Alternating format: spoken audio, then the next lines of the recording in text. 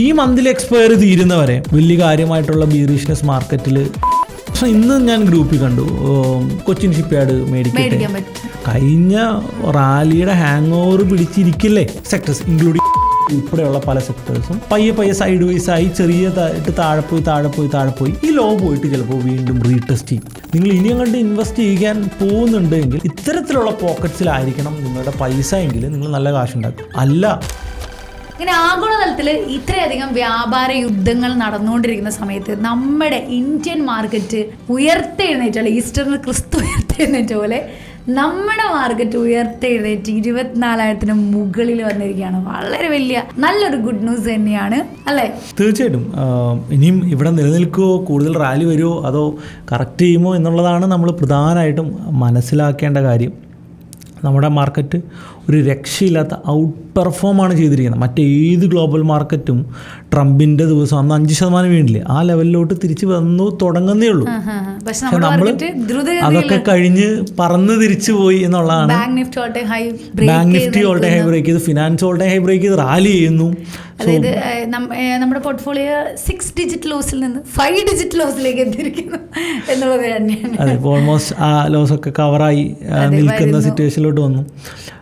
Actually ഈ ട്രെൻഡിൽ ഏറ്റവും കൂടുതൽ മൂവ് ചെയ്തത് നമ്മൾ പറഞ്ഞതുപോലെ തന്നെ ഫിനാൻസ് ബാങ്കാണ്. മെറ്റലും നല്ല രീതിയിൽ തിരിച്ചു കയറി. അതിന് കൂടെ തന്നെ ടൂറിസം, ഹോട്ടൽസ് അത്യാവശ്യം നന്നായിട്ട് റാലി ചെയ്യുന്നുണ്ട്. പ്രൈവറ്റ് ബാങ്കുകളും ചില എന്താ പറയുക PSU ബാങ്കുകളും പെർഫോം ചെയ്യുന്നുണ്ട്. ഇപ്പോൾ HDFC, ICIC റിസൾട്ടുകളൊക്കെ പോസിറ്റീവാണ്.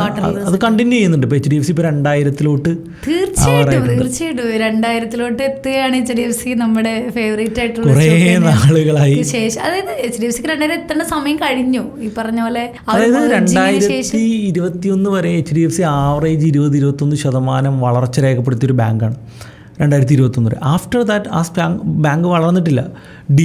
മെർജറിന് ശേഷം HDFC ബാങ്കിൽ ഒരു വളർച്ച കാണുന്നില്ല. ഇപ്പോൾ ഒരു മെർജർ കഴിഞ്ഞിട്ട് ഏകദേശം 2.5-3 വർഷം ആവാറായി കഴിഞ്ഞപ്പോഴാണ് ഈ മെർജറിൻ്റേതായ ഇഷ്യൂസ് എല്ലാം ഓവർകം ചെയ്തുകൊണ്ട് തിരിച്ച് HDFC അതിൻ്റെ പഴയ ട്രാക്കിലോട്ട്. HDFC ബാങ്കിൻ്റെ കാര്യത്തിൽ സുനിൽ എൻ്റെ അടുത്ത് ഡിസ്കസ് ചെയ്ത കാര്യം എനിക്ക് ഇപ്പോഴും ഓർമ്മയുണ്ട്. അതായത് എല്ലാവരും HDFC മെർജ് ചെയ്തു. ഇനി ബാങ്ക് നിഫ്റ്റി ഇതേ പറക്കാൻ പോവാണ്. അന്നത്തെ ദിവസമൊക്കെ ബാങ്ക് നിഫ്റ്റി അനങ്ങിയിട്ടില്ലാത്തൊരു ദിവസമൊക്കെ എനിക്ക് ഇപ്പോഴും ഓർമ്മയുണ്ട്. പക്ഷെ അന്ന് ദിവസം വന്നൊരു കാര്യമുണ്ട്. മെർജ് ചെയ്തതിൻ്റെ ആ ഒരു സമയത്തുണ്ടാവുന്ന മാനേജ്മെന്റ് ഇഷ്യൂസ് കാരണമാണ് ഈഗോ ഇഷ്യൂസ് ഭയങ്കരമായിട്ട് വരാനുള്ള സാധ്യത. പക്ഷെ എന്നാണോ HDFC ബാങ്കിന്റെ റിസൾട്ട് പോസിറ്റീവായി വരുന്നത് അന്ന് HDFC ബാങ്ക് പറക്കുമെന്ന് വളരെ 1-2 ക്വാർട്ടറിൽ നല്ല റിസൾട്ടുകളും നല്ല ഫോർകാസ്റ്റും ബാങ്ക് പറഞ്ഞു തുടങ്ങിക്കഴിഞ്ഞാൽ ഈ കൺസോൾട്ടേഷൻ കഴിഞ്ഞ് ബാങ്ക് മൂവ് ചെയ്ത് തുടങ്ങും. എനിക്ക് തോന്നുന്നു ആ കാലഘട്ടത്തിലോട്ട് എത്തി തുടങ്ങിയിട്ടുണ്ട്. സെക്ടറും അതിനെ സപ്പോർട്ട് ചെയ്യും. മാത്രമല്ല എനിക്ക് പറയുന്ന അന്ന് നമ്മൾ എക്സ്പെക്ട് ചെയ്ത സിറ്റുവേഷൻ ഇപ്പോഴാണ് വന്നിരിക്കുന്നത് അല്ലേ? അന്ന് മെർജ് ചെയ്തപ്പോൾ എല്ലാവരും HDFC അതോ അന്ന് HDFC കറക്റ്റ് ചെയ്യുന്നു. എനിക്ക് ഇപ്പോഴും വളരെ വലിയ ഓർമ്മയുണ്ട്. ആ ഒരു സിറ്റുവേഷൻ HDFC പുറത്ത് വന്ന് തുടങ്ങിയിട്ടുണ്ട്. അത് തന്നെയാണ് ബാങ്ക് നിഫ്റ്റിയിൽ നമ്മൾ കാണുന്നത്. ആഫ്റ്റർ 2 ഇയേഴ്സ്, ആഫ്റ്റർ 1 ഇയേഴ്സ് എന്താണ് bank Nifty back to all time high break ചെയ്തുകൊണ്ട്. ബാങ്ക് നിഫ്റ്റി മാത്രമല്ല നല്ലൊരു ബ്രേക്ക്. ഇപ്പോൾ bank Nifty all time high ആണ് ബ്രേക്ക് ചെയ്തെങ്കിൽ നിഫ്റ്റി മിഡ് ക്യാപ്പ് ഒരു രക്ഷയില്ലാത്ത മൂവ്മെൻ്റാണ് കഴിഞ്ഞ ദിവസങ്ങളിൽ വരുന്നത്. നിഫ്റ്റി 500 ഒരു രക്ഷയില്ല, ബ്രേക്ക് ഔട്ടഡായി. നിഫ്റ്റി 500-ൻ്റെ ചാർട്ടിൽ തന്നെ നമ്മൾ അന്ന് ഡിസ്കസ് ചെയ്ത ഒരു കപ്പ് ആൻഡ് ഹാൻഡിൽ കൗണ്ടറാണ്. അപ്പോൾ ആ സമയത്ത് ട്രംപിൻ്റെ അനൗൺസ്മെൻറ്റിൽ പെട്ടെന്ന് താഴെ പോയെങ്കിലും വളരെ പെട്ടെന്ന് തന്നെ വന്ന് ആ നിക്ക് ലൈൻ ബ്രേക്ക് ചെയ്തു നിഫ്റ്റി 500. മിഡ് ക്യാപ്പും ഇന്ന് മിഡ് ക്യാപ്പ് നമുക്ക് നോക്കാം. മിഡ് ക്യാപ്പ് ഇന്ന് ഒരു രക്ഷയില്ലാത്ത മൂവ്മെൻറ്റ് മിഡ് ക്യാപ്പ് ഇന്ന് തന്നു. എന്താ പറയുക, മാഡ് റാലി എന്നൊക്കെ നമ്മൾ പറയാവുന്ന അത്രയും വലിയ സ്ട്രെങ്ത് പല പോക്കറ്റ്സ് എന്ന് വെച്ച് കഴിഞ്ഞാൽ പല സെക്ടേഴ്സിലും നമുക്ക് കാണാൻ പറ്റും. തിരിച്ചു കയറി കഴിഞ്ഞാൽ നിഫ്റ്റി ഓൾ ടൈം ഹൈ എത്താനുള്ള ചാൻസസ് വെരി ഹൈ. IT-യിലാണ് നമ്മൾ കുറച്ച്, അതുകൊണ്ടാണ് നിഫ്റ്റി പറഞ്ഞ പോലെ വലിയത്. അങ്ങനെ ബാങ്ക് ഹൈ ബ്രേക്ക് ചെയ്യുമ്പോൾ നിഫ്റ്റി അതിൻ്റെ കൂടെ വലിയ വ്യത്യാസമില്ലാതെ പോകുന്നതാണ്. അതെ, ഓൾമോസ്റ്റ് സെയിം ആയിട്ട് പോകുന്നതാണ്. പക്ഷേ ഈ തവണ IT-യുടെ സപ്പോർട്ട് ഇല്ലായ്മ ഒരു ഇന്നത്തെ മാർക്കറ്റ് നോക്കൂ. ഇപ്പോൾ കഴിഞ്ഞ ദിവസങ്ങളെല്ലാം ഭയങ്കരമായിട്ടുള്ള റാലി കണ്ട് ഇന്ന് മാർക്കറ്റ് ഒരു സൈഡ് വൈസ് മൂവ്മെൻ്റ് ആണ്. അപ്പോൾ നിഫ്റ്റി ഇന്ന് ഏകദേശം ഒരു 0.2 to 0.5 ഇടയിൽ നിൽക്കുകയായിരുന്നു. അപ്പോൾ ഇന്ന് ഒരു റീട്രേസ്മെൻറ്റ് എന്ന് നോക്കുമ്പോൾ ബാങ്ക്, ഫിൻനിഫ്റ്റി പോലുള്ള ഡിഫൻസ് സെക്ടർ ആണെങ്കിലും അത്യാവശ്യം ബുള്ളിഷ്നെസ് കാണിക്കുന്നുണ്ട്, കെമിക്കലിൽ അത്യാവശ്യം ബുള്ളിഷ്നെസ് കാണിക്കുന്നുണ്ട്. ഇത്തരത്തിലുള്ള സെക്ടേഴ്സിൽ ഒരു റീട്രേസ്മെൻറ്റും ഇല്ല. അവരിന്നും ചെറിയ റാലി അല്ലെങ്കിൽ ഒരു നിയർലി 1% അപ്പായിട്ട് നിൽക്കുകയാണ്. അപ്പോൾ ഇന്ന് FMCG ആണ് പിന്നെ ഇന്ന് ഭയങ്കരമായിട്ട് അപ്പായിരിക്കുന്ന ഒരു സെക്ടർ. FMCG നമുക്ക് ഇതിൻ്റെ അത് കൂട്ടണ്ട, FMCG നമുക്ക് മാറ്റി വയ്ക്കാം. അപ്പോൾ ഇന്ന് ഒരു ബുള്ളിഷ്നെസ് കാണിച്ച് നിൽക്കുന്ന സ്റ്റോക്കുകൾ ആക്ച്വലി ഭയങ്കര സ്ട്രെങ്ത് ഉള്ള പോക്കറ്റ്സ് ആണ്, അല്ലെങ്കിൽ സ്ട്രെങ്ത് ഉള്ള സെക്ടേഴ്സാണ്. എന്നാൽ ഇന്ന് ശരിക്കും വീക്ക്നെസ് കാണിച്ച് റീട്രേസ്മെൻറ്റ് കാണിക്കുന്ന ചില സെക്ടേഴ്സ് ഉണ്ട്. നമ്മൾ എന്താ പറയുക, മീഡിയ, IT, ചില മൈക്രോ ക്യാപ് സ്റ്റോക്കുകൾ, ലോജിസ്റ്റിക്സ്, റിയാലിറ്റി, ഇത്തരത്തിലുള്ള സ്റ്റോക്കുകളിൽ അല്ലെങ്കിൽ ഇത്തരത്തിലുള്ള സെക്ടേഴ്സിൽ റീട്രേസ്മെൻറ്റ് ഇന്നുണ്ട്. അവരാണ് ഇന്ന് കറക്റ്റ് ചെയ്തിരിക്കുന്നത്, ബാക്കിയുള്ളവർക്കൊന്നും ഇന്ന് കറക്ഷൻ ഇല്ല. അപ്പോൾ ഇതൊരു മാർക്കറ്റിൻ്റെ ഒരു അടുത്ത കുറച്ച് നാളത്തേക്കുള്ള ഒരു മിറർ ആയിരിക്കാം എന്നാണ് എനിക്ക് തോന്നുന്നത്. നിങ്ങൾക്ക് 2016-18 കാലഘട്ടം അല്ലെങ്കിൽ 17-18-19 കാലഘട്ടങ്ങളിലൊരു ഒരു മാർക്കറ്റുണ്ട്. അത് മാർക്കറ്റ് ബുള്ളിഷാണോ എന്ന് ചോദിച്ചാൽ ബുള്ളിഷാണ്. എന്നാൽ ചില സെക്ടേഴ്സ് ഭയങ്കരമായിട്ട് മോശമായിട്ട് പെർഫോം ചെയ്യുകയും ചില സെക്ടേഴ്സ് ചില നെയിംസ് ഭയങ്കരമായിട്ട് പെർഫോം ചെയ്യുകയും ചെയ്തൊരു കാലഘട്ടം ഉണ്ടായിരുന്നു. ഞാൻ വിചാരിക്കുന്നത് മാർക്കറ്റ് അങ്ങനെ ഒരു കാലഘട്ടത്തിലോട്ട് തിരിച്ചു പോവുകയാണോ എന്നുള്ളതാണ്. അതായത് സ്ട്രെങ്ത്തുള്ള സെക്ടേഴ്സ് ഭയങ്കരമായിട്ട് വളരുകയും ഇപ്പോൾ ഞാൻ പറഞ്ഞ പോലെ റീട്രേസ്മെൻറ്റ് നടക്കുന്ന ചെറിയ കറക്ഷൻസ് നടക്കുന്ന സെക്ടേഴ്സ് ഇൻക്ലൂഡിങ് IT ഉൾപ്പെടെയുള്ള പല സെക്ടേഴ്സും പയ്യെ സൈഡ് വൈസായി ചെറിയതായിട്ട് താഴെ പോയി ഇപ്പോൾ ഓൾറെഡി നമുക്ക് ഉണ്ടാക്കിയൊരു ലോ ഇല്ലേ, ഈ ലോ പോയിട്ട് ചിലപ്പോൾ വീണ്ടും റീടെസ്റ്റ് ചെയ്യും. എന്നാൽ ബുള്ളിഷായിട്ട് നിൽക്കുന്ന സെക്ടേഴ്സ് ഗ്രാജുവലി ഈ ട്രെൻഡ് കണ്ടിന്യൂ ചെയ്ത് മാർക്കറ്റ് പുതിയ ഉയരങ്ങളിലോട്ട് പോകും. അപ്പോൾ നിഫ്റ്റി വീണ്ടും ഓൾ ടൈം ഹൈയിലോട്ടൊക്കെ ഗ്രാജുവലി എത്തുള്ളൂ എങ്കിലും ഈ ചില സെക്ടേഴ്സ് ഭയങ്കരമായിട്ട് ഔട്ട് പെർഫോം ചെയ്ത് പോകും. അപ്പോൾ നമ്മൾ ഇൻവെസ്റ്റ്മെൻറ്റ് ഡിസിഷൻ എടുക്കുമ്പോൾ നിങ്ങൾ ഇനി അങ്ങോട്ട് ഇൻവെസ്റ്റ് ചെയ്യാൻ പോകുന്നുണ്ടെങ്കിൽ അല്ലെങ്കിൽ താഴത്തുനിന്ന് ഇൻവെസ്റ്റ് ചെയ്ത ഒരാളാണെങ്കിൽ ഇത്തരത്തിലുള്ള പോക്കറ്റ്സിലായിരിക്കണം നിങ്ങളുടെ പൈസ എങ്കിൽ നിങ്ങൾ നല്ല കാശുണ്ടാക്കും. അല്ല എങ്കിൽ നിങ്ങൾ എന്ത് പറയും, അയ്യോ മാർക്കറ്റ് മുകളിൽ പോകുന്നുണ്ട്, എൻ്റെ പോർട്ട്ഫോളിയോ ഒന്നും മുകളിലോട്ട് പോകുന്നില്ല എന്ന് പറഞ്ഞിട്ട് ഇരിക്കേണ്ടി വരും എന്നാണ് എനിക്ക് തോന്നുന്നത്. അതുപോലെ തന്നെ ഇപ്പോൾ സാധാരണ സ്റ്റോക്ക് മാർക്കറ്റ് മുകളിൽ പോകുമ്പോൾ ഗോൾഡിൻ്റെ വില താഴേണ്ടതാണ്. ഇത് ഗോൾഡ് എനിക്ക് തോന്നുന്നു നമ്മൾ ലാസ്റ്റ് ഗോൾഡിനെ കുറിച്ചുള്ള പോഡ്കാസ്റ്റ് ചെയ്യുമ്പോൾ നമ്മുടെ ഗോൾഡ് ബിസിനസ് 79 റുപ്പീസ് ഉണ്ടായിരുന്നു. അതെ, 83 റുപ്പീസ് ഹിറ്റ്. അപ്പം നമ്മൾ വളരെ ആശ്ചര്യമാണ്, എന്താണ് സ്റ്റോക്ക് മാർക്കറ്റും ഗോൾഡും ഒരുമിച്ച് റാലി ചെയ്യുകയാണ് എന്നുള്ളതാണ്. എന്തായിരിക്കും അതിൻ്റെ ബിഹൈൻഡ് എന്നുള്ളത്? നമ്മൾ കാണേണ്ട സ്റ്റോക്ക് മാർക്കറ്റ് നമ്മൾ നിഫ്റ്റി നോക്കുന്നത് കൊണ്ടാണ്. നേരെ മറിച്ച് നമ്മൾ ഗ്ലോബലിലോട്ട് നോക്കുകയാണെങ്കിൽ ഇന്നലെ US മാർക്കറ്റ് 2% വീണിട്ടുള്ളത്. അപ്പോൾ ഗ്ലോബൽ മാർക്കറ്റിലെ അൺസർട്ടനിറ്റി നിലനിൽക്കുന്നുണ്ട്. ഇന്നാണ് ലേറ്റസ്റ്റ് ന്യൂസ്, അമേരിക്കയിൽ നിന്ന് വന്ന ഏതോ കാർഗോ ഫ്ലൈറ്റിന് എന്തോ ഡെലിവറി ചൈന തിരിച്ചയച്ചു, ഞങ്ങൾക്ക് വേണ്ട, തിരിച്ചയക്കുക വരെ ചെയ്തു. അപ്പോൾ അത്രയും വ്യാപാര യുദ്ധം ഭയങ്കര അടിപൊളിയായിട്ട് നടക്കുന്നുണ്ട്. അതുകൊണ്ടാണ് ഗോൾഡിലേക്ക് എല്ലാവരും ഇൻവെസ്റ്റ്മെന്റ്സ്. യെസ്, വിയറ്റ്നാം വഴി പോകുന്ന ചൈനീസ് ഗുഡ്സ്. അപ്പോൾ ഇന്നലെയാണോ മിനിങ്ങാന്നാണോ ട്രംപ് പറഞ്ഞത്, ഇവിടെ വരുന്ന എല്ലാ പ്രോഡക്ട്സിൻ്റെ ഒറിജിൻ എവിടെയാണെന്ന് നോക്കിയിട്ട് അതനുസരിച്ച് ടാക്സ് കൊടുക്കുന്നു. അത് ചൈനേനെ തന്നെ ഉദ്ദേശിച്ചാണ്. ചൈന എന്ത് ചെയ്യുന്നുണ്ട്, താരിഫ് കുറയ്ക്കാൻ വേണ്ടിയിട്ട് വിയറ്റ്നാം വഴിയോ ഫിലിപ്പീൻസ് വഴിയോ ഒക്കെ എന്ത് ചെയ്യുന്നുണ്ട്, അമേരിക്കയിലോട്ട് സാധനങ്ങൾ എക്സ്പോർട്ട് ചെയ്യുന്നുണ്ട്. അപ്പോൾ എവിടെയാണോ ഈ ഒരു പ്രൊഡക്റ്റിൻ്റെ ഒറിജിൻ അതനുസരിച്ചായിരിക്കും ടാക്സ് എന്ന് പറഞ്ഞത് ചൈനേനെ എയിം ചെയ്ത് തന്നെയാണ്. ഇത് തീർച്ചയായും അവരാളെ വെച്ച് അത് സെറ്റ് ചെയ്യില്ല. അപ്പോൾ നമുക്ക് ഈ വ്യാപാര യുദ്ധത്തിൽ നിന്ന് എത്ര ഗുണമുണ്ട് എന്നാണ് നമുക്കെന്ന് വെച്ചാൽ ഇന്ത്യക്ക് അവിടെയാണ് നമ്മുടെ ഗെയിം ഇരിക്കുന്നത്. കാരണം ഇപ്പോൾ US വൈസ് പ്രസിഡന്റ് 4 ദിവസത്തെ സന്ദർശനത്തിനും ചർച്ചയ്ക്കും വേണ്ടിയിട്ട് ഇന്ത്യയിലേക്ക് വരുന്നുണ്ട്. അപ്പോൾ ഈ ദിവസങ്ങളിൽ നമുക്കൊരു കോമൺ ആയിട്ടുള്ളൊരു വാർത്താ സമ്മേളനം പ്രതീക്ഷിക്കാം എന്നാണ്. ഞാൻ പറയുന്നത് ഇത് ചൊവ്വാഴ്ചയാണ്, നാളെ ബുധൻ, വ്യാഴാഴ്ച ആക്ച്വലി ഇങ്ങനൊരു വാർത്താ സമ്മേളനം വരികയാണെങ്കിൽ നല്ല രസകരമായിട്ടുള്ള കാര്യം. മന്ത്ലി എക്സ്പയറിയുടെ, നിഫ്റ്റിയുടെ എക്സ്പയറി, ബാങ്ക് നിഫ്റ്റിയുടെ എക്സ്പയറി, ഫിൻ നിഫ്റ്റിയുടെ എക്സ്പയറി, US വൈസ് പ്രസിഡന്റിന്റെ സംയുക്ത വാർത്താ സമ്മേളനം കൂടി നടക്കുന്നു. അതൊരു പക്ഷേ ഒരു എക്സ്ട്രാ ഓർഡിനറി ബേറിഷാണോ ബുള്ളിഷാണോ നമുക്കന്ന് കാണാം. പക്ഷെ ഞാൻ ഈ മന്ത്ലി എക്സ്പയറി തീരുന്നവരെ അതായത് ഈ വ്യാഴാഴ്ച വരെയും വലിയ കാര്യമായിട്ടുള്ള ബീറിഷ്നെസ് മാർക്കറ്റിൽ പ്രതീക്ഷിക്കുന്നില്ല. 24,000 മുകളിലൊന്നും ഞാൻ എക്സ്പെക്ട് ചെയ്തില്ല. ഞാൻ റാലി കണ്ടപ്പോൾ ഞാൻ വെച്ച് 24,000 ആളുകൾ സെല്ല് ചെയ്യും, 24,000 റിജക്ട് ചെയ്യുന്ന 23,800 റിജക്ട് ചെയ്യുമെന്ന് വിചാരിച്ചിട്ടുള്ള എല്ലാവരും ഇരിക്കുന്നത്. അതുകൊണ്ട് തന്നെ നമ്മൾ ഈ open interest monthly open interest data നോക്കുകയാണെങ്കിൽ 24,000 കോളിൻ്റെ OI എന്ന് പറയുന്നത് എക്സ്ട്രാ. ഇപ്പം ഇന്തമണിയാണത്.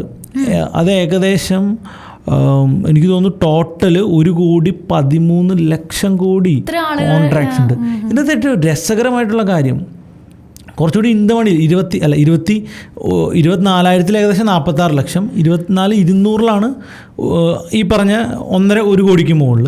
ഇതിന് ഏറ്റവും രസകരമായിട്ടുള്ള കാര്യം ഇന്തമണിയായിട്ടുള്ള 23,500 കോള് 40 ലക്ഷം OI ഇപ്പോഴും ബാക്കിയുണ്ട്. സ്റ്റിൽ ഹോൾഡ് 40 ലക്ഷം കോൺട്രാക്ട്സുകൾ സ്റ്റിൽ ഹോൾഡിംഗ് ആണ്. അവർ ലോസിലായിരിക്കും ഒരു പക്ഷെ അത് ഹോൾഡ് ചെയ്യുന്നത്. അപ്പോൾ ഇൻ കേസ് ഇവിടെ നിന്ന് ഒരു ഷോർട്ട് കവറിങ് സ്റ്റാർട്ട് ചെയ്താൽ, അല്ലെങ്കിൽ ഇവർക്ക് ലോസിൽ ഇറങ്ങേണ്ടി വരും, മാർക്കറ്റ് കറക്റ്റ് ചെയ്യുന്നില്ല, മാർക്കറ്റ് ഇനിയും മുകളിലോട്ട് പോകുമെന്ന് 23,000 ഉണ്ട് കേട്ടോ 15 ലക്ഷം OI. അപ്പോൾ ഇത്രയും ഇന്തമണി ഹോൾഡ് ചെയ്യാനുള്ള റീസൺ എന്താണ്? വിത്തിൻ 5 to 6 ഡേയ്സിൽ മാർക്കറ്റ് ഇത്രയും പെട്ടെന്ന് തിരിച്ചു കയറി വരുമ്പോൾ കോൾ സെല്ലേഴ്സ് ഭയങ്കരമായിട്ട് ട്രാപ്പായിട്ടുണ്ട്. ഇന്നത്തെ OI ബിൽഡപ്പ് നോക്കുകയാണെങ്കിൽ മാർക്കറ്റ് ഒന്ന് സൈഡ് വൈസ് ആയി പൊളിക്കും. 2 സൈഡിൽ നിന്ന് ഭയങ്കരമായിട്ടുള്ള OI വരികയാണ്, സെല്ലിങ് വരികയാണ്. കോൾ സൈഡിലും പുട്ട് സൈഡിലും വരികയാണ്. ഒരു രക്ഷയില്ല. 24,000 പുട്ട് ഭയങ്കരമായിട്ടാണ് വരുന്നത്. ഇന്ന് മാത്രം 30 ലക്ഷം OI ആണ് എക്സ്ട്രാ ആഡ് ചെയ്തത്. ടോട്ടൽ 1,20 കോടി 1.2 CR OI ആഡായി. അപ്പോൾ സെല്ലേഴ്സ് വൺ കോൺഫിഡൻസ് ആണ് കാണിച്ചുകൊണ്ടിരിക്കുന്നത്. എപ്പോഴൊക്കെ സെല്ലേഴ്സ് ഇങ്ങനെ കോൺഫിഡൻസ് ഓവറായിട്ട് കാണിച്ചിട്ടുണ്ടോ അപ്പോഴൊക്കെ അബ്നോർമൽ മൂവ്മെൻറ്റ് എക്സ്പയറി ഡേയ്സിൽ വന്നതായിട്ട് ശ്രദ്ധിച്ചിട്ടുണ്ട്. അപ്പോൾ ഒരു പക്ഷേ ഈ വ്യാഴാഴ്ച ഈ എക്സ്പയറിക്ക് US വൈസ് പ്രസിഡൻറ്റിൻ്റെ വാർത്താ സമ്മേളനം മിക്കവാറും വെള്ളിയാഴ്ച അല്ലെങ്കിൽ വ്യാഴാഴ്ച ആയിരിക്കും. അത് വ്യാഴാഴ്ച ആണെങ്കിൽ നല്ല രസമായിരിക്കും. പ്ലസ് വെള്ളിയാഴ്ച ആണെങ്കിൽ വ്യാഴാഴ്ച ഏകദേശമൊക്കെ നമുക്ക് മനസ്സിലാവുമല്ലോ, അറിയേണ്ടവരൊക്കെ അറിഞ്ഞിട്ടുണ്ടാവില്ല. Plus monthly expiry, abnormal OI buildup, ഇത്രയും കാര്യങ്ങൾ ഒന്നിച്ച് വരുന്നു എന്നുള്ളത് എനിക്കോട് ചിലപ്പോൾ OI ബിൽഡപ്പ് ചിലർക്ക് മനസ്സിലാവില്ലെങ്കിൽ നമുക്ക് വേണമെങ്കിൽ ഒന്ന് പറയാം. OI ബിൽഡപ്പ് ഓപ്പൺ ഇൻട്രസ്റ്റ് അതായത് മേജറായിട്ട് ഇപ്പോൾ 24,000 കോളിൽ ഓപ്പൺ ഇൻട്രസ്റ്റ് കൂടുതൽ എന്ന് പറഞ്ഞു കഴിഞ്ഞാൽ 24,000 കോള് സെല്ല് ചെയ്ത് വെച്ചിരിക്കുന്ന ആളുകളുടെ എണ്ണം കൂടുതലാണ്. കോള് സെല്ല് ചെയ്യാന്ന് പറഞ്ഞാൽ അവരുടെ വ്യൂ എന്തായിരിക്കും? മാർക്കറ്റ് അല്ലെങ്കിൽ 24,000 മുകളിൽ പോവില്ല എന്നുള്ളതാണ്. അപ്പോൾ ഒരുപാട് ആളുകൾ എക്സ്പെക്ട് ചെയ്യുന്നത് 24,000 മുകളിൽ മാർക്കറ്റ് വരില്ല, ഇത് തിരിച്ചു വരും എന്നുള്ളൊരു എക്സ്പെക്ടേഷനിലാണ് ഒരുപാട് പേര് കോള് സെല്ല് ചെയ്ത് വെച്ചിരിക്കുന്നത്. അപ്പോൾ അതാണ് സുനിൽ ഇപ്പോൾ പറഞ്ഞത്. അത് മാത്രമല്ല, ഇന്ന് മാർക്കറ്റ് സൈഡ് വൈസ് ആയപ്പോൾ സംഭവിക്കുന്നത് വെച്ചാൽ 24,000 മുകളിൽ പോയിട്ട് ഇനിയും മുകളിലോട്ട് പോകുന്ന കാണുമ്പോൾ 24,000 കോള് സെല്ല് ചെയ്ത എല്ലാവരും ഒറ്റയടിക്ക് അത് ബൈ ചെയ്യാൻ തുടങ്ങും, അങ്ങനെ പൊസിഷൻ ക്ലിയർ ചെയ്യാൻ തുടങ്ങും. അപ്പം മാർക്കറ്റിലോട്ട് ഒരു ബൈൻഡ് ഒരു പുഷ് കിട്ടും. അതായത് അവിടെയാണ് നമുക്ക് ഷോർട്ട് കവറിങ് നടക്കുക. പെട്ടെന്നൊരു ഡിമാൻഡ് കയറി വരുന്നു. അങ്ങനെ വരുമ്പോൾ വളരെ ക്വിക്കായിട്ടുള്ളൊരു അപ്സൈഡ് മൂവ്മെൻറ്റ് മാർക്കറ്റിൽ വരാറുണ്ട്. ഞാൻ കഴിഞ്ഞ ദിവസങ്ങളിലും നമ്മളത് പറഞ്ഞു. കഴിഞ്ഞ ദിവസങ്ങളിലും അത്തരത്തിലൊരു മൂവ്മെൻറ്റ് നമ്മൾ കണ്ടിരുന്നു. എപ്പോഴും ഇങ്ങനെ അബ്നോർമൽ മൂവ്മെൻറ്റ് നടക്കുന്ന സമയത്ത് അടുത്ത ദിവസങ്ങളിൽ ആ ട്രെൻഡ് കണ്ടിന്യൂ ചെയ്യാനുള്ളൊരു റീസൺ ഇതാണ്. അപ്പോൾ ഒരു ഷോർട്ട് കവറിങ് കഴിഞ്ഞിട്ട് ഗ്രാജുവലി പിന്നീട് ചിലപ്പോൾ എന്ത് വരാം, ഡൗൺ സൈഡ് വരാം. അതായത് ഈ കോൾ സെല്ലേഴ്സിനൊക്കെ മാർക്കറ്റിൽ നിന്ന് ഔട്ട് ചെയ്തിട്ടായിരിക്കും റിയൽ ആയിട്ടുള്ള തീർച്ചയായിട്ടും. അതായത് സെല്ലേഴ്സിന് പണി കൊടുക്കുക എന്നുള്ളത് മാർക്കറ്റിന്റെ ഒരു നോർമൽ നേച്ചറാണ്. ഇന്നലെ എനിക്ക് തോന്നുന്നു FIDs ഒക്കെ ബൈ ആണ്. വലിയ ബൈ ഒന്നും ഇല്ല. റീറ്റെയിലേഴ്സ് സെല്ല് ചെയ്യുന്നുണ്ട്. പക്ഷെ മൊത്തത്തിൽ FIs ഇപ്പോഴും ഒരു ഫുൾ ഫ്ലെച്ച്ഡ് ആയിട്ട് തിരിച്ചു വന്നു എന്ന് എനിക്ക് തോന്നുന്നില്ല. US മറ്റൊരു പ്രശ്നം കൂടി നിലനിൽക്കുന്നുണ്ട്. ഫെഡ് റിസർവിൻ്റെ അടുത്ത് 0.5 ബേസിസ് പോയിന്റ് എങ്കിലും കുറച്ചേ പറ്റുള്ളൂ എന്ന് പച്ചയ്ക്ക് പറയുന്നുണ്ട് US പ്രസിഡന്റ്. അപ്പോൾ ഫെഡ് റിസർവ് അതിന് തയ്യാറാകുമോ ഇല്ലയോ എന്നുള്ളൊരു പ്രശ്നമുണ്ട്. ഒരു പക്ഷേ US ഇത് 2 അധികാര കേന്ദ്രങ്ങളാണ്. ഇവർ തമ്മിൽ ഒരു പ്രശ്നങ്ങൾ ഉണ്ടാകാനുള്ള സാധ്യതയുണ്ട്. ഇനിയിപ്പോൾ ഞാൻ ഈ വീഡിയോ പറയുമ്പോൾ നിങ്ങൾ ശ്രദ്ധിച്ചിട്ടുണ്ടോ എന്നറിയില്ല, ഇതിന് കോയിൻസിഡൻസ് ഉണ്ടോ എന്നും അറിയില്ല. US വൈസ് പ്രസിഡന്റ് ഇവിടെ വരുന്നേക്കാൾ തൊട്ട് മുമ്പ് പുള്ളി കണ്ടത് മാർപ്പാപ്പനെയാണ്. മാർപ്പാപ്പ മരിച്ചു. ഇനി പുള്ളി അങ്ങനെ വല്ല മാൻഡ്രേക്ക് ആണോ എന്ന് എനിക്കറിയില്ല. അല്ല മീൻസ് ഇനിയിപ്പോൾ ഇന്ത്യയായിട്ടുള്ള ചർച്ച കഴിഞ്ഞ് കഴിയുമ്പോൾ നമ്മുടെ മാർക്കറ്റിന് ഇരുട്ടടിയാണോ കിട്ടാൻ പോകുന്നതെന്ന് അറിയില്ല എന്നാണ് ഞാൻ ഉദ്ദേശിച്ചുള്ളൂ. ഞാൻ വേറെ ഒന്നും ഉദ്ദേശിച്ചില്ല. കാരണം പുള്ളിയാണ് ലാസ്റ്റ് മാർപ്പാപ്പയായിട്ട് ഒരു ഒഫീഷ്യൽ ചടങ്ങുകൾ നടത്തിയ വ്യക്തി. പുള്ളി ഇന്ത്യയിലേക്ക് വന്ന വഴിക്ക് പുള്ളിനെ കണ്ടിട്ട് പുള്ളിക്ക് അതുവഴി വലിയ നല്ലൊരു ആത്മീയത ഉണ്ടായി നമ്മുടെ ഇന്ത്യനെ രക്ഷിക്കാൻ വേണ്ടി വന്ന. അപ്പോൾ മാൻഡ്രേക്ക് ആണോ എന്ന് നമുക്ക് അടുത്ത ദിവസങ്ങളിൽ തന്നെ അറിയാം. അദ്ദേഹം കാലനാണ് ഉദ്ദേശിച്ചത്. അതുപോലെ ഒരു കാര്യം പറയാനുള്ളത്, ഇപ്പം ഇത്ര ഇവൻറ്റും അതുപോലെ തന്നെ ഇങ്ങനെ ഇത്ര സാഹചര്യം ഉള്ളതുകൊണ്ട് എങ്ങനെയാണ് പ്രീമിയത്തിൽ വേഗ എഫക്റ്റ് വരാനുള്ള ചാൻസ് ഉണ്ട്? അതായത് ബയ്യേഴ്സിന് അത് ഇന്നലെയൊക്കെയാണ് എന്നെ ഭയങ്കരമായിട്ട് അത്ഭുതപ്പെടുത്തിയൊരു കാര്യം. ഇന്നലെ എന്ന് പറഞ്ഞു കഴിഞ്ഞാൽ വെള്ളി ശനി ഞായർ 3 ദിവസത്തെ അവധി കഴിഞ്ഞിട്ട് വന്ന ദിവസമായിരുന്നു മാർക്കറ്റ്. അപ്പോൾ ആക്ച്വലി അങ്ങനെ വരുമ്പോൾ പ്രീമിയം പെട്ടെന്ന് DK വരണം, അങ്ങനെയാണല്ലോ. പക്ഷെ ഇന്നലെ രാവിലെ വലിയ കാര്യമായിട്ട് DK ഇല്ല. ഉച്ച കഴിഞ്ഞ് പ്രീമിയം ഹൈക്കാവാനും തുടങ്ങി. ഇന്നും DK വളരെ കുറവാണ്. ആക്ച്വലി നിഫ്റ്റിയിലാണെങ്കിൽ DK വളരെ കുറവാണ്. ഇന്ന് സെൻസെക്സിൻ്റെ എക്സ്പയറിയിൽ പ്രത്യേകിച്ച് ഒന്നും സംഭവിക്കാൻ സാധ്യതയില്ല എന്ന് നമുക്ക് രാവിലെ തന്നെ മനസ്സിലായതുകൊണ്ട് രാവിലത്തെ ഒരു ബുൾ റാലി മാത്രമേ നമുക്ക് കിട്ടിയിട്ടുള്ളൂ. പക്ഷെ ഉച്ച നമ്മൾ വലിയ കാര്യമായിട്ട് ആരും ട്രേഡും ഉണ്ടായിരുന്നില്ല. അപ്പം ഇന്ന് സെൻസെക്സിൽ പ്രീമിയം DK കിട്ടിയിട്ടുണ്ടെങ്കിലും നിഫ്റ്റിയിൽ വലിയ കാര്യമായിട്ടുള്ള പ്രീമിയം DKs സംഭവിച്ചിട്ടില്ല എന്നുള്ളതാണ്. അപ്പോൾ നല്ല പ്രീമിയം ഇപ്പോഴും നിഫ്റ്റിയിൽ ബാക്കിയുണ്ട്. ബയ്യേഴ്സ് ശ്രദ്ധിക്കുക എന്നുള്ളതാണ്. അതായത് ബയ്യേഴ്സിന് ഷാർപ്പായിട്ടുള്ള നിങ്ങൾക്ക് ആപ്റ്റായിട്ടുള്ള ഡയറക്ഷൻ കിട്ടിയാലും നിങ്ങൾക്ക് പ്രോഫിറ്റ് ഉണ്ടാവണമെന്നില്ല. ബിക്കോസ് ക്യാരി ഫോർവേഡ് ചെയ്യുമ്പോൾ DK എഫക്റ്റ് ഭയങ്കരമായിട്ട് വരെ എക്സ്പയർഡ് എടുക്കുന്നു. പക്ഷേ ഞാൻ എക്സ്പെക്ട് ചെയ്യുന്ന മൂവ്മെൻറ്റ് കുറച്ച് ഒരു വൈഡർ അഗ്രസീവാണ്. ഒരു 24,500 24,600 വരെയൊക്കെ ഒരു ഷോർട്ട് കവറിങ് വരാൻ സാധ്യതയുണ്ട്. കാരണം പ്രീമിയം അതിനെ സപ്പോർട്ട് ചെയ്യുന്നുണ്ട്, വിക്സ് അതിനെ സപ്പോർട്ട് ചെയ്യുന്നുണ്ട്, OI ബിൽഡപ്സുകൾ അതിനെ സപ്പോർട്ട് ചെയ്യുന്നുണ്ട്. ഒരു പോസിറ്റീവ് സെന്റിമെന്റ്സ് എല്ലായിടത്തും നിലനിൽക്കുന്നുണ്ട്. പക്ഷേ എനിക്ക് തോന്നുന്നു ഈ ഒരു ഇവന്റ് ഒക്കെ നടക്കാൻ പോകുന്നുണ്ട്. ഓൾറെഡി മാർക്കറ്റിന് ആ ഒരു മണം കിട്ടിയിട്ടുണ്ടാവുമല്ലോ. അതിന്റെ ഒരു റാലിയാണ് ഓൾറെഡി 24,000 മുകളിൽ. ചിലപ്പോൾ may be side by side തീരാനുള്ള ചാൻസസ് വെരി ഹൈ. പക്ഷേ എനിക്ക് തോന്നുന്നത് എക്സ്പയറി വരെ ഞാൻ വലിയ കാര്യമായിട്ട് കറക്ഷൻസ് ഒന്നും പ്രതീക്ഷിക്കും. മന്ത്ലി എക്സ്പയറി അല്ല, ഇന്നത്തെ ഒരു കൺസോൾട്ടേഷൻ ഒരു അക്യുമുലേഷൻ ആണെങ്കിൽ മേ ബി ഇത്രയും അപ്പായിട്ട് മാർക്കറ്റിന് ഒന്ന് റീട്രേസ് ചെയ്യണമായിരുന്നു എങ്കിൽ ഇന്ന് സൈഡ് വൈസ് ആവാതെ മാർക്കറ്റിന് റീട്രേസ് ചെയ്യാമായിരുന്നു. So buyers are very strong എന്നുള്ളതിൻ്റെ ഒരു എക്സാമ്പിൾ കൂടിയാണ്.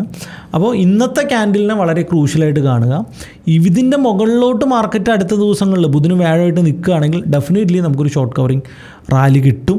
ഞാൻ പ്രതീക്ഷിക്കുന്നത് അടുത്ത സ്വിംഗ് ഹൈ ആയിട്ടുള്ള 24,750 ഒരു പക്ഷേ സ്വിംഗ് റാലി കിട്ടിയേക്കാം. ഒരു എക്സ്ട്രീം കേസാണ് 500 പോയിൻറ്റിൻ്റെ ഒരു സിംഗിൾ മൂവ്മെൻ്റൊക്കെ വന്നാൽ. പക്ഷേ ഉണ്ടാവണമെന്ന് നിർബന്ധമൊന്നുമില്ല. അങ്ങനെ ഒരു വന്നു കഴിഞ്ഞാൽ ഇത് ഷോർട്ട് കവറിങ് റാലി ആണെന്ന് മനസ്സിലാക്കി റിയാക്ട് ചെയ്യാം.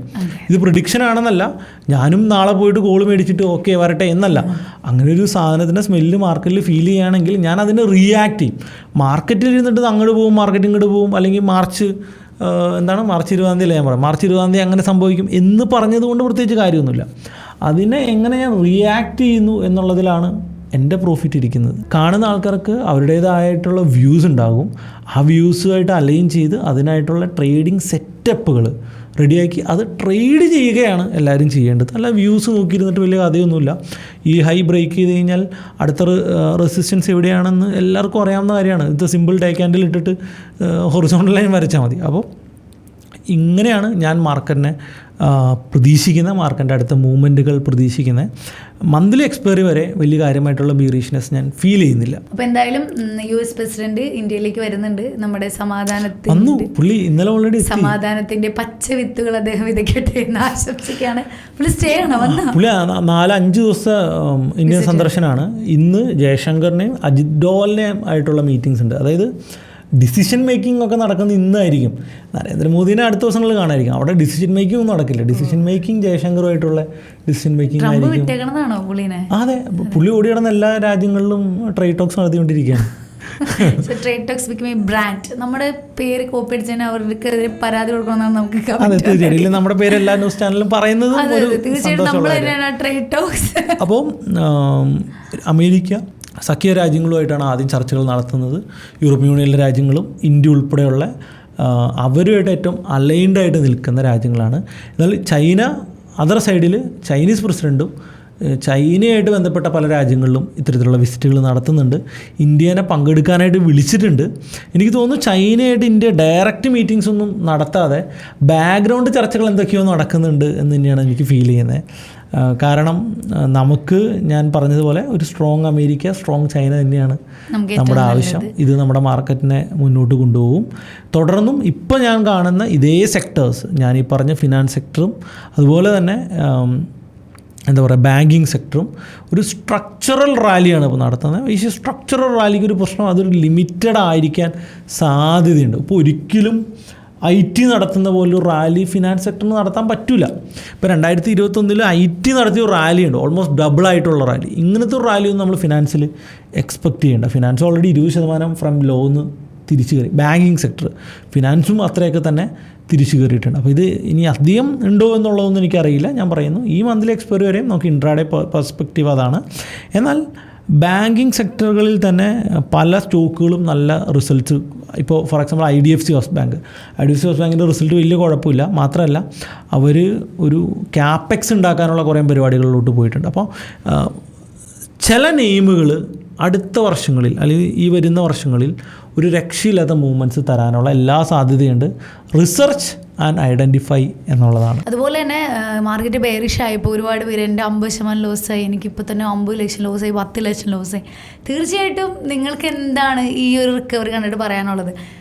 നിങ്ങളുടെ പോർട്ട്ഫോളിയോ തിരിച്ചു കയറിയോ? പ്രോഫിറ്റിലായില്ലെങ്കിലും നിങ്ങൾക്ക് കോൺഫിഡൻ്റ് ആയിട്ട് നല്ല സ്റ്റോക്കിൽ ഇൻവെസ്റ്റ് ചെയ്ത് നിഫ്റ്റി തിരിച്ചു കയറി അത്രയെങ്കിലും നിങ്ങളുടെ പോർട്ട്ഫോളിയോ തിരിച്ചു കയറി എന്നുള്ളത് തന്നെയാണ് ഞാൻ എൻ്റെ പോർട്ട്ഫോളിയോ. ആക്ച്വലി നിഫ്റ്റി കയറിയതിനേക്കാൾ കൂടുതൽ കയറുകയാണ് ചെയ്യേണ്ടത്. എന്നാലാണല്ലോ അതൊരു ഹെൽത്തി പോർട്ട്ഫോളിയോ ആവുള്ളൂ. ഇപ്പം നിഫ്റ്റി കയറി അത്ര കയറുമെന്നുണ്ടെങ്കിൽ നിങ്ങൾ സ്റ്റോക്കെല്ലാം വിറ്റിട്ട് എന്ത് ചെയ്താൽ മതി? നിഫ്റ്റി പീസ് മേടിച്ചാൽ മതി.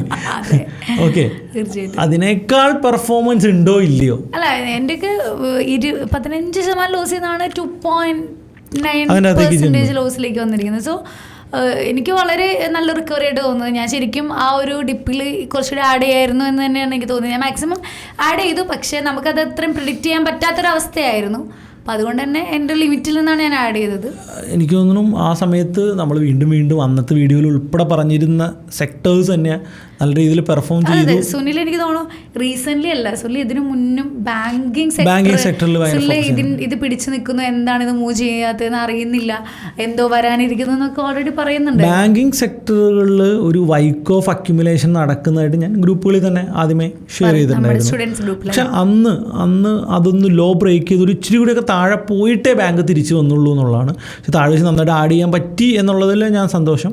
അല്ല, നമ്മൾ ആഡ് ചെയ്ത ഫിനാൻസും ബാങ്കും. അപ്പോൾ ഈ ട്രെൻഡ് കണ്ടിന്യൂ ചെയ്യട്ടെ. മാർക്കറ്റ് ഇങ്ങനെയാണ് ബുള്ളിഷ്, എത്ര നാൾ പോവില്ല, എന്നാലും ഇറ്റ്സ് ഓക്കെ എന്ന് നമുക്ക് ഫീൽ ചെയ്യാം. തീർച്ചയായിട്ടും നമുക്ക് ഒരു കോൺഫിഡൻ്റ് ആയി എന്നുള്ളത് തന്നെയാണ്. പുതിയതായിട്ട് വന്ന ആളുകൾക്കായാലും ചിലപ്പോൾ വിറ്റുപോയവർക്ക് ഭാവം ഉണ്ടാവുകയില്ല. പക്ഷേ എന്താ പ്രശ്നം, ഇന്ന് ഞാൻ ഗ്രൂപ്പിൽ കണ്ടു കൊച്ചിൻ ഷിപ്പ്യാർഡ് മേടിക്കാൻ പറ്റും. അപ്പോൾ കഴിഞ്ഞ റാലിയുടെ ഹാങ് ഓവർ പിടിച്ചിരിക്കില്ലേ, അത് ഡിലീറ്റ് ചെയ്ത് കളയൂ, അല്ലെങ്കിൽ അത് മൈൻഡിൽ നിന്ന് കളയൂ. പുതിയ ജെംസ് എവിടെയാണ് എന്നാണ് ഐഡൻറ്റിഫൈ ചെയ്യേണ്ടതും അതിൻ്റെ അകത്തേക്ക് ഫോക്കസ് ചെയ്യേണ്ടതും. ഏറ്റവും സിമ്പിളാണ് ഞാൻ ഇന്ന് പറഞ്ഞു തന്നൊരു സിമ്പിൾ ടെക്നിക്ക്. നിങ്ങൾ ആരെങ്കിലും ശ്രദ്ധിച്ചോ എന്ന് എനിക്കറിയില്ല. It's A very simple technique ഞാൻ പറഞ്ഞു തന്നിരുന്നു. ഇന്ന് മാർക്കറ്റ് സൈഡ് വേസ് ആണ്. അപ്പം ഇന്ന് കറക്റ്റ് ചെയ്ത സ്റ്റോക്കുകൾ അല്ലെങ്കിൽ ഇന്ന് കറക്റ്റ് ചെയ്ത സെക്ടേഴ്സ് വീക്കാണ്. ഇന്നും ഗ്രീനായി 0.5% 1.5% ഗ്രീനിഷ് ആയിട്ട് നിൽക്കുന്ന സ്റ്റോക്കുകൾ, FMCG ഒഴിവാക്കിയിട്ടുള്ള സെക്ടേഴ്സ്, പ്രത്യേകിച്ച് ബാങ്കും ഫിനാൻസിലുള്ള ഇന്ന് 1% to 2% കയറിയ സ്റ്റോക്കുകൾ റീട്രേസ്മെൻറ്റിലും മേജർ ഇൻഡെക്സുകൾ റീട്രേസ് ചെയ്യുമ്പോഴും ബുള്ളിഷ് പോകുക എന്ന് വെച്ച് കഴിഞ്ഞാൽ ദേ ആർ സൂപ്പർ സ്ട്രോങ് എന്നാണ്. അത്തരത്തിലുള്ള സ്റ്റോക്സിൽ ഇൻവെസ്റ്റ് ചെയ്താൽ മതി, ഈസി. അതാണ് നിങ്ങൾ ക്യാച്ച് ചെയ്യേണ്ട മെയിൻ പോയിന്റ്. അത്തരത്തിലുള്ള സ്റ്റോക്കിൽ നിങ്ങൾ റിസർച്ച് ചെയ്തിട്ട് അത്തരത്തിലുള്ള സ്റ്റോക്സ് നിങ്ങൾ കമന്റ് ചെയ്യണം. അല്ല, അങ്ങനെ റിസർച്ച് ചെയ്യുന്നവരുണ്ടെങ്കിൽ നമുക്ക് അതിൻ്റെ ഗുണം കിട്ടുമല്ലോ. അപ്പോൾ നിങ്ങളുടെ കമൻസുകൾ പോരട്ടെ, എന്നാലാണ് നമുക്ക് ഒരു കമ്മ്യൂണിക്കേഷൻ നടക്കുകയുള്ളൂ. ഓക്കെ, അപ്പോൾ തീർച്ചയായിട്ടും നമുക്ക് അടുത്ത പോഡ്കാസ്റ്റിൽ വീണ്ടും കാണാം. അതുവരേക്കും ഗുഡ് ബൈ. അങ്ങനെ ആഗോളതലത്തിൽ ഇത്രയധികം താരിഫ് വ്യാപാര യുദ്ധം